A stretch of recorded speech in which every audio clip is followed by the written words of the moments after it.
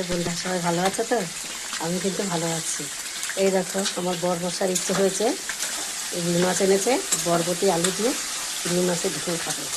তো আমি বরবটি আলুটা ভাজছি আর এদিকে আমি মাছটা ভাজছি। দেখো এদিকে মাছটা ভাজছি আর এদিকে বরবটি আলুটা ভাজছি। এরপরে এটার মধ্যে আমি দেবো আদা বাটা, জিরে বাটা, লঙ্কা বাটা আর টমেটো বাটা দিয়ে ভালো করে কষাবো। কষিয়ে নিয়ে তারপরে নুন সব পরিমাণ মতো দিয়ে পরিমাণ মতো জল দেবো, দিয়ে ঢাকা দিয়ে রাখবো। দিয়ে যখন ফুটবে তখন মাছ, ভাজা মাছগুলো দিয়ে দেবো, দিয়ে ঢাকা দেবো। ঢাকা দিয়ে 10 মিনিট মতো ফোটাবো। ফোটানোর পরে আলুগুলো সেদ্ধ হয়ে যাবে, মানে সবজিটা মাছ টাছ সব একদম মাখা মাখা হয়ে যাবে। তখন আমি জিরে ভেজে, গোটা জিরে ভেজে গুঁড়ো করে এটা দেবো। আর তার মধ্যে দেবো তোমার ধনেপাতা দিয়ে নামিয়ে দেবো, নামিয়ে দিয়ে পরিবেশন করবো।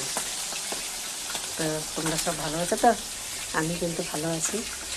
আর আমাদের পুষ্কুটাকে দেখো কী করছে।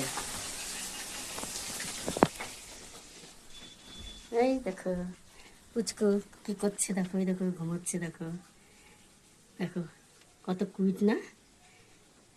দেখো এখন কিচ্ছু জানে না, একটু পর দেখবে বাড়িঘর একদম ই করে নেবে। এখন খাইয়ে দিলাম, না খাইয়ে দিলে খাবে না, নিজের হাতে খাইয়ে দিতে হবে। ও 1টা হোক 12টা হোক 2টো হোক অমনি পড়ে থাকবে খাবার।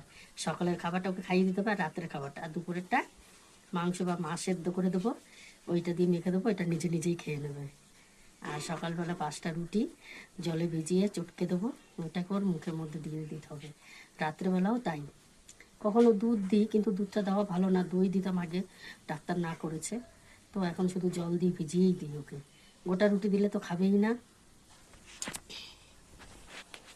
যাই হোক, সবাই ভালো থেকো, সাবধানে থেকো, রাখি, টাটা, খুব ভালো।